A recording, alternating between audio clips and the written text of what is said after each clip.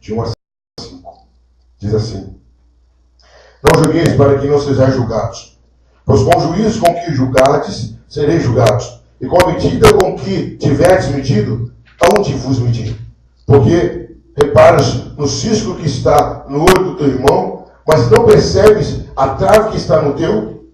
Ou como dirás a teu irmão: deixa-me tirar o teu cisco do teu olho, estando tu uma viga no teu? Hipócrita, tira primeiro a viga do teu olho, e então verás claramente para tirar o cisco do olho do teu irmão.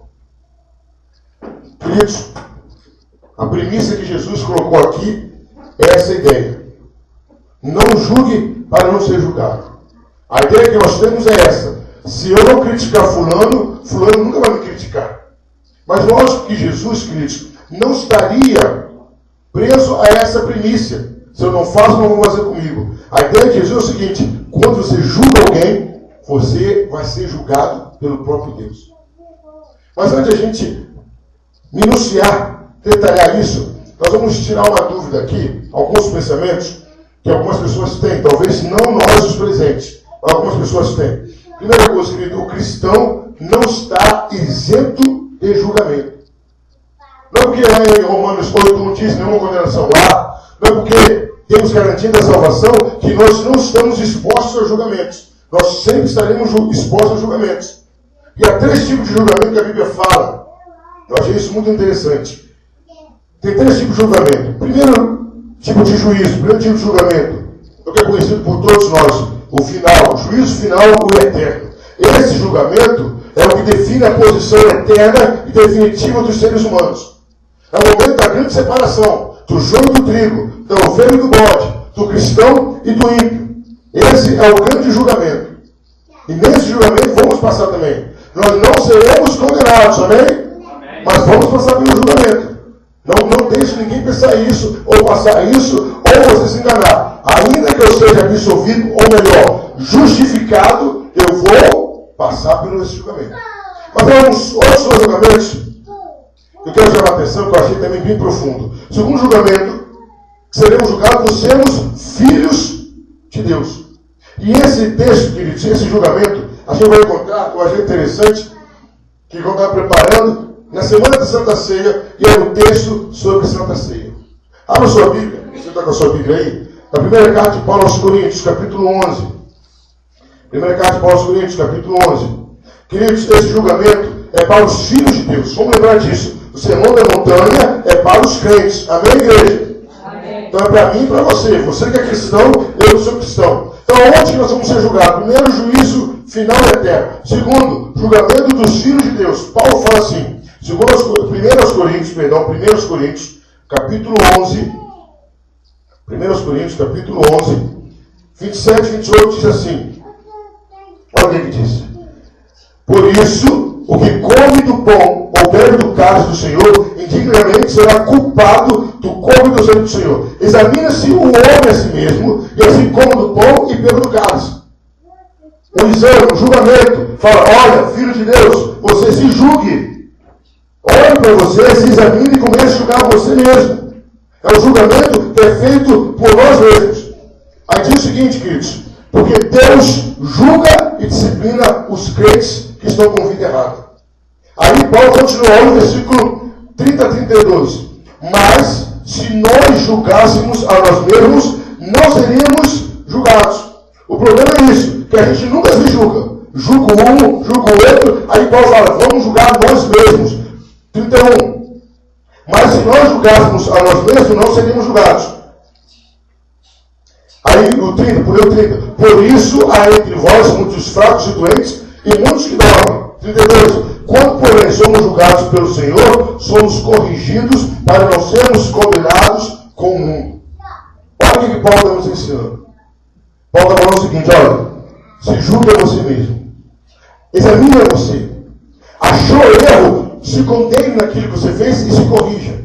Porque quando você se julga, você vai detectar um erro e você não vai tomar providência, aí quem vai te julgar é Deus.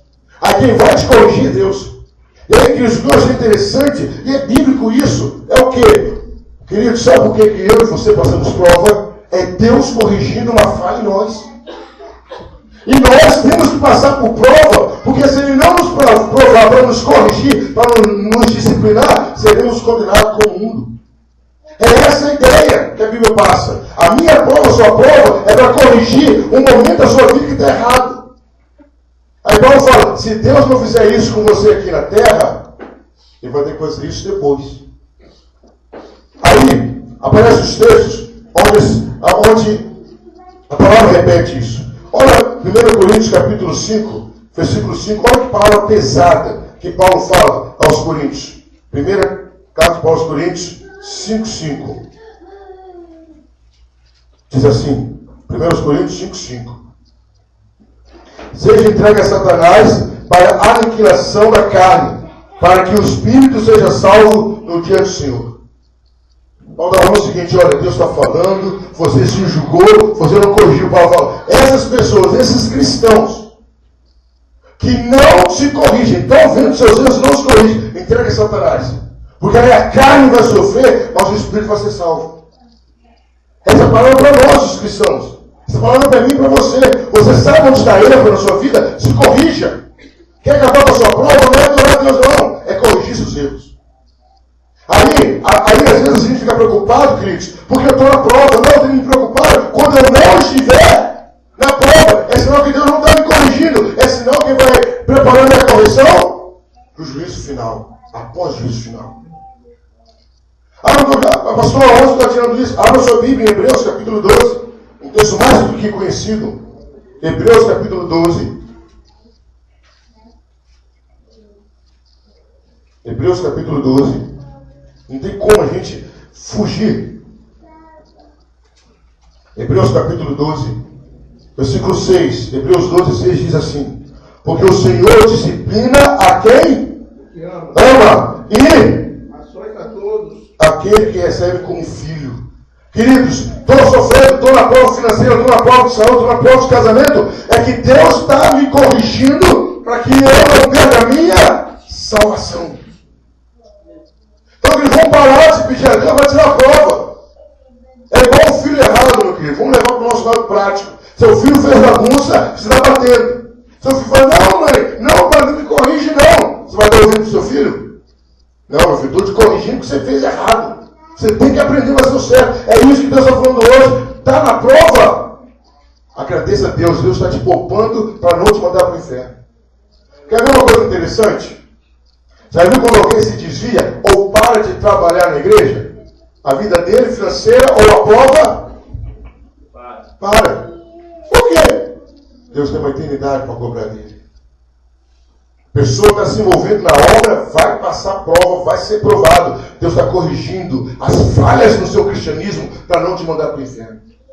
Aí não para não, Hebreus continua, Hebreus 12, versículo 9. Além disso, tínhamos nossos pais humanos que nos disciplinavam e os respeitávamos. Quanto mais não devemos nos submeter ao Pai espiritual para vivermos. Deus está te provando, não reclame. Deus está corrigindo uma falha no seu cristianismo. Deus está corrigindo aonde você errou na sua vida. Ainda continua lá no capítulo 12, versículo 10 e 11.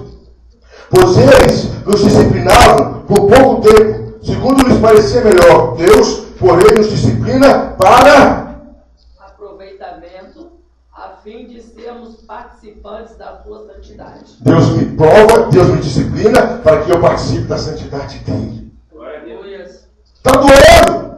Para você ver o tamanho do erro que estava passando. Não é assim que a gente faz? Conforme o erro do nosso filho é o tamanho da surra ou do castigo, não é assim? Meu filho, como você errou grave aos meus olhos, vou te punir gravemente. É isso que Deus está falando nessa noite. Estou te colocando na prova, difícil, arrochada, apertada, porque a falha na sua vida que eu tenho que corrigir. Mas Hebreus continua, lá no versículo 11, 12 e 11. No momento, nenhuma disciplina parece ser motivo de alegria. Não o filho apanha rindo, não, meu pai está me batendo porque é bom. Não tem motivo de alegria. E sim de tristeza, mas depois produz frutos pacíficos de justiça que nos tem sido por eles exercitado. Por isso, fortalecei as mãos enfraquecidas e os joelhos vacilantes, e fazei caminho retos para os seus pés, para que O que é manco não se extravie, mas seja curado. Hebreus, Paulo e Jesus falam, olha, a sua prova é para corrigir a sua vida. Você errou contra Deus. Você fez algo que não agradou a Deus. Você vinha conduzindo a sua vida de uma maneira errada. Então Deus está te provando para te corrigir, para não mandar você para o inferno. A prova é a correção. Aí, queridos, olha a sua Bíblia. Lá em Salmos 73, tem um momento que o salmista fica parecendo conosco. O salmista entra num desespero. Salmo 73, do versículo 2 em diante. O que eu já falei isso, queridos. Eu e a pastora já falamos isso. Já discutimos isso. É um ímpio. Fulano de tal está com 2 carros, no céu é Deus. Ciclano de tal está isso. O salmista falou isso. Salmo 73. Mas quanto a mim, meus pés por pouco tropeçaram. Quase escorreguei os meus passos. Por que o salmista quase escorregou? Quase que ele se desviou. Porque não lutam contra a morte. Pois invejei o arrogante quando vi prosperidade dos ímpios. O salmista fala, quase tropecei, porque eu tive inveja do ímpio que prosperava. Qual de nós, queridos? Qual de nós não questionou? Eu sou dizimista, eu sirvo a Deus, eu não peco, ela o outro, tem 2, 3 mulheres, tem 4 carros. Isso faz a gente tropeçar. Nós temos que entender, queridos, que Deus não tem pressa para castigar o ímpio, porque Ele tem uma eternidade para fazer isso. Mas eu e você, é aqui que Ele tem que nos corrigir. É aqui que Ele tem que apurar. E ainda no Salmo 73 diz, porque não lutam contra a morte, seus corpos são saudáveis. Estão livres de tribulação como os outros seres humanos, nem sofrem calamidade. Por isso o orgulho é seu colar. Comem a si mesmo com violência. Os olhos deles estão inchados de gordura, quer dizer, comem bem. Ultrapassam os conceitos em suas mentes malignas. Zombam e fazem maliciosamente. Falam com arrogância. Suas bocas reclamam contra os céus. E a sua língua passa pela terra. Por isso, seu povo se volta para eles e não acha neles falta alguma. E dizem, como Deus sabe? Há conhecimento do Altíssimo? Esses são os perversos. Sempre seguros, acumulam riquezas. É isso que a gente está vendo hoje, queridos. Há um julgamento para os filhos de Deus. Está passando prova, glória a Deus, Deus está te corrigindo, Deus está me corrigindo. A igreja está passando prova, Deus está corrigindo a igreja.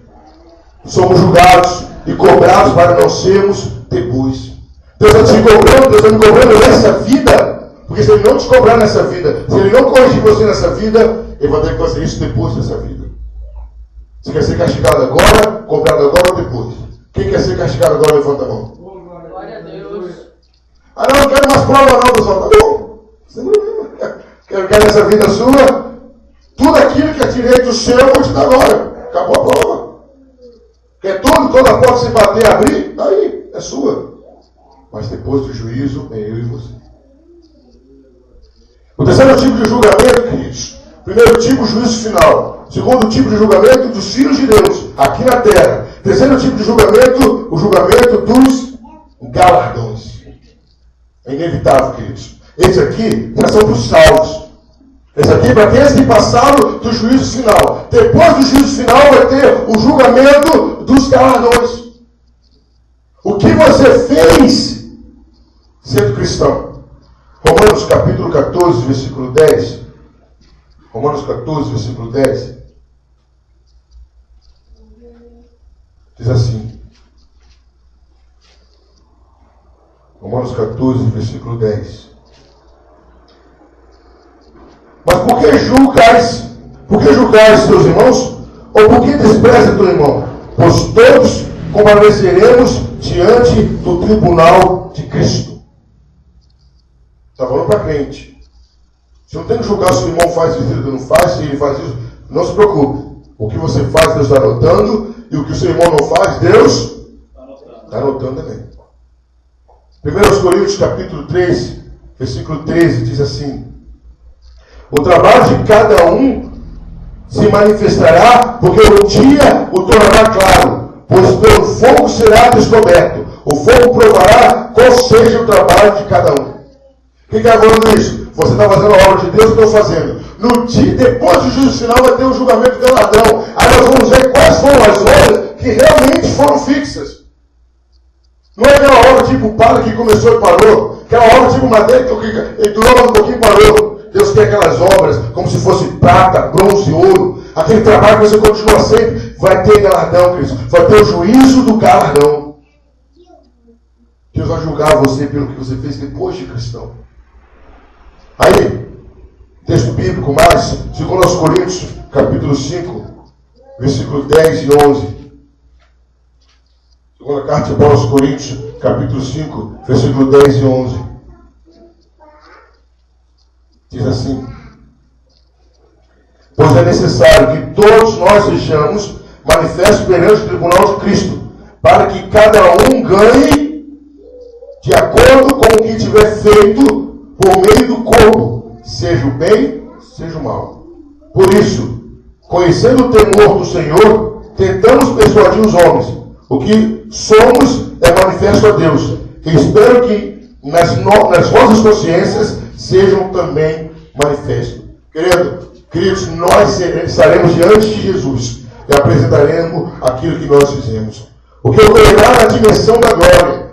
Queridos, agora nós teremos um patamar. Lá no céu nós estaremos sendo beneficiados. Aí alguém fala, não é justo, pastor. A pessoa pecou a vida toda, aceitou Jesus e morreu, foi para o céu. E eu fiquei a vida toda, meu querido. Aquela pessoa não tem galardão nenhum. Você vai ter um galardão. Haverá uma recompensa. A Bíblia não fala descritivamente, mas haverá uma recompensa por isso. Então tem 3 tipos de julgamento. Juízo final. Definição da eternidade. Segundo tipo de julgamento, dos filhos de Deus. Eu e você, aqui na terra. É prova. Não procure culpado ou culpada. Deus está fazendo isso para corrigir a mim e corrigir a você. Você fala, pastor, mas que prova que eu estou passando para você ver o trabalho que você está dando para Deus. Exatamente. Eu estou passando a prova conforme a minha vida errada que eu estava levando no cristianismo. Ah, parei de beber, parei de fumar, parei disso, mas olha o que você fez com consciência sendo cristão. É isso que Deus está corrigindo. Quando Jó foi provado, queridos, não foi só uma disputa entre Deus e Satanás, lógico que não. Jó tinha um problema sério. Ele achava que ele era bom demais para sofrer. Igual de nós que não passou por isso. Eu passar por isso? Não. Fulano faz o que eu faço. Deus fala, qual o problema disso? A sua falha é muito maior. O terceiro julgamento é o julgamento dos galardões. Mas aí, queridos, voltando para o texto, falamos sobre os julgamentos, voltando para Mateus capítulo 7. A gente olha agora, queridos, que Jesus começa a nos dar motivos por que nós não podemos condenar as pessoas. Jesus começa a falar, olha, não julgue condenando as pessoas. Faz uma análise das pessoas para você mesmo e guarde para você. Aí Jesus deu alguns motivos. Por que eu não devo julgar as pessoas? Por que eu não devo condenar a pessoa? Porque quando julgamos, Deus nos julgará. Será julgado por ter julgado. Será condenado. Quer dizer, Deus vai me julgar e me condenar porque um dia eu apontei o dedo para alguém, eu julguei alguém e recriminei e condenei a pessoa. Porque um dia eu proferi uma sentença contra aquela pessoa. Deus vai me chamar e falar, por que você julgou fulano de tal? Por que, camarada, você condenou fulano? Falou, aquela vida não tem mais jeito. Eu sou igual a ele, por que você condenou alguém? Primeira coisa, Jesus está nos ensinando isso. Quando eu julgo, eu vou fazer Deus me julgar. Eu vou ser julgado porque eu julguei alguém. Eu vou ser condenado porque eu condenei alguém. Então, quando você for julgar, se eu condenar, se eu julgar o Zezinho, Deus vai me julgar porque eu condenei o Zezinho. Primeiro motivo que Jesus fala é isso, não julguem, não condenem. Porque você vai ser condenado porque você condenou alguém. Não condenem.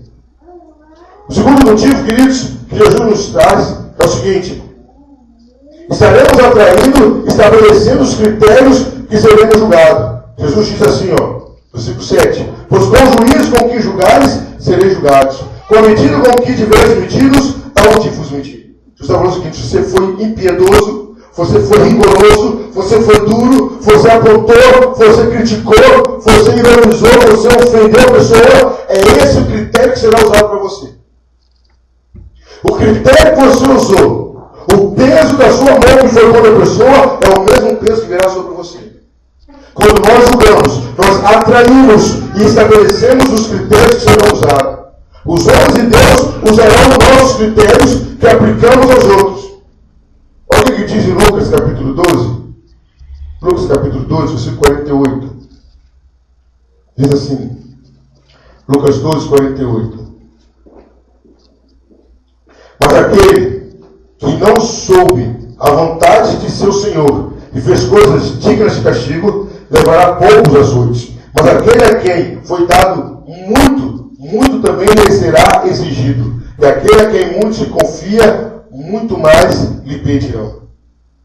É isso que está falando. Você está julgando alguém. Por que você está julgando alguém? Não, eu estou julgando porque pelo que eu conheço, pelo que eu sei, ele está errado. Aí Jesus falou assim, você sabe para julgar, mas não sabe para viver. Você está apontando que o erro é errado e não está se corrigindo. Por que isso? Já que você sabe tanto, por que você não vive essa verdade que você sabe? Já que você se apresenta como autoridade, falando, eu sou uma autoridade, então viva como uma autoridade. O que Jesus está falando é o seguinte, você julga as pessoas baseado no seu conhecimento. E você será julgado por ele pelo seu conhecimento. Jesus está falando, olha, vocês não sabem muito, você não conhece muito. Eu tenho 5 anos de igreja, tenho 10 anos de igreja, tenho 44 anos de igreja, e eu posso tomar uma posição, posso falar isso, posso fazer aquilo. Então é nesse critério que você vai ser julgado. Sabe muito? Será julgado nisso. O que Jesus vai nos ensinar não é que a gente venha abrir mão de conhecimento, não é isso. É que elevemos o nosso padrão de vida conforme o nosso conhecimento. Eu conheço muito a Bíblia, eu conheço muito a doutrina da Bíblia, eu sei interpretar, eu prego, então eu devo viver nesse nível aqui. É nesse nível.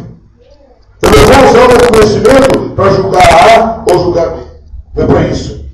Lá em Romanos capítulo 2, versículo 1, diz assim, carta de Paulo aos Romanos, capítulo 2, versículo 1, diz assim, portanto, não tens desculpa, ó homem, quando julgas, não importa quem sejas, porque o que julga outro, te condenas a ti mesmo, pois praticas o mesmo que julgas. Não tem desculpa. Você sabe que a pessoa está no erro. Você sabe como a pessoa tem que se comportar. E por que você não se comporta assim? Fez você usar o seu conhecimento para julgar. Use o seu conhecimento para viver.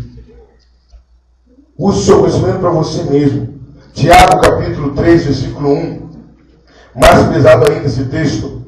Tiago 3, versículo 1. Diz assim. Meus irmãos, não sejais muitos de vós mestres, sabendo que receberemos juízo mais rigoroso. Sabe muito, domina muito a Bíblia, viva assim. Porque o juízo vai ser baseado na Bíblia. E querido, se esse princípio fosse aplicado na justiça humana, principalmente no Brasil, queridos, muitos juízes estariam presos até hoje. Muitos crimes são cometidos por policiais, por juízes, por delegados, e eles ficam isentos. É isso que Jesus está falando, olha, no tribunal de Cristo não, no tribunal de Deus não. Você sabe muito, domina muito, eleve a sua vida espiritual para isso, porque você vai ser julgado exatamente para isso. Será julgado exatamente em cima disso. O terceiro motivo, queridos, que nós não devemos julgar. O primeiro motivo é que quando eu julgo, eu serei condenado porque eu condenei alguém. Segundo motivo, quando eu julgo, eu estabeleço critérios. Esse critério será usado comigo. Se eu fui mesquinho, se eu fui mal, se eu não usei de misericórdia, na minha vez será da mesma forma. O terceiro motivo, queridos, é o seguinte. Porque eu não devo condenar ninguém. E aí, querido Jesus, ele chega a ser sarcástico e irônico. Jesus chega a usar expressões de ironia e de sarcasmo. Ele fala o seguinte: que reparas no cisco que está no olho do teu irmão, mas não percebe a trave que está no teu olho? Jesus fala, por que você está olhando o olho do seu irmão, que é uma palha? E o seu olho parece uma viga. É uma viga, uma coluna de madeira. E você não está nem conseguindo chegar a dizer como você quer tirar o cisco do seu irmão. Jesus continua. Ou como tirar do teu irmão, deixa-me tirar o cisco do teu olho, estando uma viga no teu. Hipócrita, tira primeiro a viga do teu olho, e então verás claramente para tirar o cisco do olho do teu irmão. Queridos, por que eu não devo julgar? Primeiro, somos incapazes de julgar como devidamente. Eu não sei julgar a pessoa devidamente, eu não tenho essa capacidade. Deus não me capacitou a condenar ninguém. A verdade é essa, Deus não me capacitou a proferir sentença a ninguém. Eu não fui feito para isso. Eu não fui capacitado para isso. O meu espírito não está autorizado para tal. Eu não tenho essa autorização da parte de ninguém, muito menos de Deus, para fazer tal atitude. É o que eu mais faço. Eu faço coisas que eu não tenho autorização. E aí, queridos, por que o meu espírito não tem essa autorização? Não estamos preparados para isso. Primeiro, a nossa intenção não é a retidão. Quando eu corrijo alguém, não é por amor à retidão. Não, pastor, não. Porque se fosse por amor à retidão, por onde ia começar a correção? Por mim. Não, irmão, estou falando isso para o seu bem. Se fosse para o meu bem, se eu estiver preocupado com a santidade da igreja, essa correção ia começar por mim. Não pelo lar do irmão, ia começar no meu lar. A primeira coisa, queridos, que eu não estou autorizado é porque, na verdade, eu não estou verdadeiramente preocupado com a santidade da igreja ou com a retidão. Se eu tivesse a começar comigo. E a gente observando, queridos, uma coisa interessante no mundo artístico, cultura, quando você vê um ator, ele é muito bom em criticar o que ele faz. Porque ele quer chegar ao máximo da perfeição. O artista critica suas músicas, o artista critica sua obra de arte. Pode ver que quando um artista acaba de fazer, ele acha que ele trabalha horrível. Vocês acham que o Alex Jardim, quando acabou de fazer a obra dele, achou linda? Não. Ele achou muitos defeitos, porque ele sempre quer melhorar. Ele sempre queria melhorar. Assim tem que ser um cristão. Antes de criticar qualquer pessoa, eu tenho que criticar a mim mesmo, porque eu tenho que elevar o meu padrão espiritual. Então, queridos, eu não posso criticar ninguém. Porque se eu tiver com a intenção de retidão, tem que começar por mim. Segundo, queridos, na verdade, eu estou alvejando as pessoas. O que é isso, pastor? Quando eu vou julgar, eu estou mais preocupado em apontar a pessoa, atingir a pessoa e não corretar um princípio. Quando eu vejo um erro numa pessoa, eu não estou preocupado em pegar aquele erro, aplicar em mim e falar, não, eu não vou fazer isso é errado. Eu não vou falar desse jeito, eu não vou me vestir desse jeito, eu não vou me comportar desse jeito. Não, a minha intenção não é eu me corrigir, mas eu apontar a pessoa. Eu estou apontando a pessoa. Não estou levantando um assunto para a edificação da minha vida, para a edificação da igreja. Não, eu estou apontando a pessoa. Por isso que eu não posso julgar. Por isso que o Espírito não está preparado. Condenar e não nos livrarmos do mal que está na pessoa. Se estamos envolvidos preconceito, impelidos por ânimo ou sentimento, não estamos habilitados a julgar. Já viu como que acontece, queridos, no tribunal que tem júri? Uma das coisas que é exigido é que aquele júri não tenha nenhum tipo de contato com o réu. É assim? Não pode ter nenhum tipo de contato. Nem a favor, nem contra. Se tiver um caso parentesco ou algum tipo de contato, aquele júri aquele jurado está desqualificado. Queridos, é isso que tem que ser aplicado. Eu não posso julgar uma pessoa se eu tiver preconceito com ela, se eu tiver qualquer sentimento com ela. Porque eu não tenho que julgar a pessoa, eu tenho que olhar a atitude dela. E muitas vezes eu não estou mais olhando a atitude da pessoa, estou olhando a pessoa, estou julgando a pessoa. Eu não posso, queridos, porque eu estou cheio de preconceito, estou cheio de sentimentos que não facilitam. Eu tenho que separar o indivíduo da pessoa. Aquela historinha que a gente está ouvindo muito falar sobre o homossexualismo. Eu sou contra a prática do homossexualismo, mas eu amo o homossexual. Eu quero que a vida dele seja salva. Eu tenho que separar a prática da pessoa. Amém, igreja? Amém. E isso tem que ser no meio do cristianismo. dele está errada, mas eu o amo. Tanto que eu amo que primeiro eu vou me corrigir. Primeiro eu vou tirar a viga de madeira que está aqui na minha frente. Depois eu vou fazer isso. Depois eu vou tirar o dele. Queridos, o que Jesus está falando é o seguinte: você tem problemas maiores do que a pessoa que está olhando. Na política, o ano passado, aconteceu uma cena interessante. Chegou a hora de tirar foto. Vamos tirar foto. Quando a gente for tirar foto, queridos, o fotógrafo era deficiente visual. Eu olhei aquilo e disse: será que eu estou entendendo? O cara é cego. Não pode ser, não queria fotógrafo. E alguns não tinham percebido. E eu falei: vira lá para a direita. E a pessoa virava: dá um sorriso. A pessoa dá um sorriso. E a esposa dele orientando. Ela disse: como que é? Tira foto. Ela não está boa assim. Como que um cego vai orientar você a tirar sua foto? É uma coisa estranha. Mas aí, queridos, vamos além. Imagina, você vai num oculista para ver um problema na sua vista e o oculista é cego. O olho, queridos, é uma parte sensível do nosso corpo. Então, qualquer coisa que ameaça o olho, imediatamente suas pálpebras fecham protegendo o olho. Como que alguém que não está vendo o seu olho vai tirar um cisto do olho? É isso que Jesus está falando. Antes de você tirar o cisto do olho de alguém, tira o seu. Você tem muito mais a resolver na sua vida do que a vida do outro. Aí depois que você estiver enxergando nitidamente, você vai poder fazer. O que Jesus está falando é o seguinte, queridos: olhe muito para dentro de você. Olhe para dentro de você. Comece a se condenar, queridos. Faça uma lista dos seus erros baseado na Bíblia. Sabe o que vai acontecer? Você vai se humilhar, você vai se sentir humilhado. Vai falar: rapaz, como que eu tenho tanto erro? Quando você dirigir para alguém, quando você se dirigir para alguém, você vai se dirigir com humildade. Falar: rapaz, olha, não é nem que eu estou falando com você, porque eu tenho mais erro que você. Mas já que você pediu minha ajuda, eu acho que você deveria fazer isso. É isso que Jesus está falando. Antes de eu me assentar com 1, 2, 3 irmãos e comentar de alguém, eu tenho que me assentar comigo mesmo e falar: olha como que eu estou errando, olha como que eu estou falhando, olha como que eu estou agindo de maneira errada. É isso que Jesus está falando. Você quer ajudar o seu irmão mesmo? Quer tirar o cisto do outro seu irmão? Tire primeiro do seu. Porque aí você está com a sua visão ampla, você vai poder ajudá-lo de verdade. Aí, querido, Jesus usa uma palavra pesada.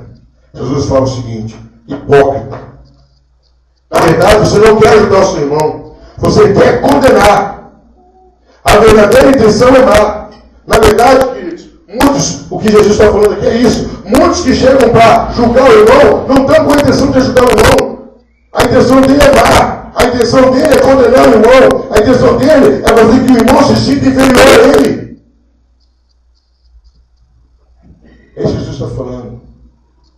Chega para o irmão: olha só, não tem nada a ver com a sua vida, mas já estou me metendo, né? Assim, não tem nada com a sua vida, mas já estou me metendo. Ó, é para o seu bem. Mas antes de falar com o irmão, já falou com 3, 4, 5, mas é para o bem do irmão. Jesus fala: vocês são hipócritas. Vocês anunciam uma intenção, mas na verdade sua intenção é outra. Jesus está falando: nos para com isso. Você quer ajudar o seu irmão? Você realmente quer corrigir o seu irmão? Se livre do espírito hipercrítico, aquele espírito que nós falamos semana passada, aquele espírito que torce para o irmão errar para você apontar, aquele espírito que torce para achar uma falha. Toda atitude é maior que qualquer outro pecado. Jesus falou o seguinte: antes de apontar para o seu irmão pela roupa que veste, pelas palavras que fala, pelo pecado que ele caiu, o espírito de hipercrítica é pior, porque você sempre está com o coração fechado e cheio de maus pensamentos e maus sentimentos. É isso que Jesus está falando, queridos. Jesus quer que a gente corrija. Quando nós chegarmos, não julgamos a ninguém. Gastaremos o tempo em nos julgar e condenarmos. Ao fim, humilhados, ficaremos calados. O tempo, queridos, faz um teste. Faz um teste. Isso eu estou incluindo eu e a pastora. Quanto tempo que eu e você e a sua esposa se assentaram, você e o seu colega, você e o seu amigo, você é o irmão de igreja, quanto tempo que vocês gastaram assentados, falando da vida de alguém, julgando alguém, condenando alguém? Aí Jesus fala: use esse tempo para olhar para você. você vai se assustar. E na verdade vai ser calado, não vai falar mais nada de ninguém. Porque você vai ver que você precisa de mais conserto do que a própria pessoa. Queridos, para lidar com o olho tem que ter paciência, tem que ter calma, tem que ter delicadeza. Eu quero tratar com alguém, eu tenho que ter essa delicadeza. Sabe por quê? Eu estou tratando com a parte mais sensível da pessoa, com a alma. Se você for no mundo, queridos, muitos dos desviados, muitos, estão lá porque ouviram uma palavra inadequada. Porque ouviram uma condenação. Tem um caso em Volta Redonda. O rapaz se libertou do alcoolismo, começou a frequentar a igreja e se batizou firme na igreja. Alguém chegou para o pastor, totalmente desprovido de sabedoria. No domingo de manhã, falou: pastor, nós tínhamos fulano de tal bebendo. Ele passou a noite no bar bebendo. O irmão chegou na escola dominical, todo bonitinho, Bíblia, revista, alegre. O pastor falou assim: me dá sua carteirinha. Tá bom. O pastor rasgou a carteirinha dele e falou assim: você não é digno de entrar nessa igreja. Que isso, pastor? O que foi? Você passou a noite bebendo, não tem vergonha? Pastor, se eu tivesse passado a noite bebendo, eu estava aqui agora, 9 horas da manhã, para o culto, para a escola dominical. Mas espera um pouquinho. Ele entrou no primeiro bar, bebeu umas 2, 3, voltou-se agora, só tem razão. Porque ele, até hoje ele está no mundo. Alcoólatra.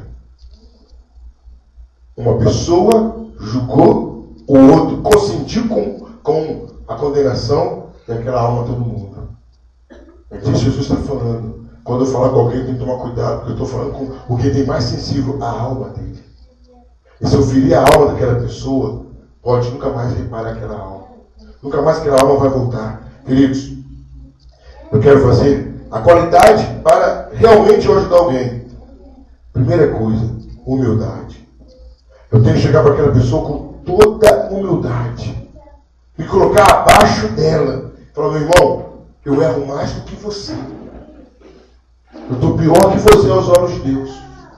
Segundo, queridos, eu tenho que chegar cheio de compaixão. Eu tenho que chegar cheio de dor para aquela pessoa, porque aquela pessoa está dominada pelo pecado naquela situação. Eu não sou juiz, eu sou ovelha. Eu não sou juiz, eu sou pastor. Eu tenho que chegar para aquela pessoa com toda a compaixão. Queridos, vocês não queiram saber, não queiram ter noção. Você lutar com o pecado que está te dominando o pensamento, sentimento e tudo. A pessoa que cai está doente, porque comete um erro, está doente. A pessoa doente que você vai se dar uma coça nela, você vai cuidar dela. E é isso que Jesus está falando. Chegue com compaixão. Tenha consciência do seu próprio erro e da sua indignidade. Chore com a pessoa, lamente com a pessoa.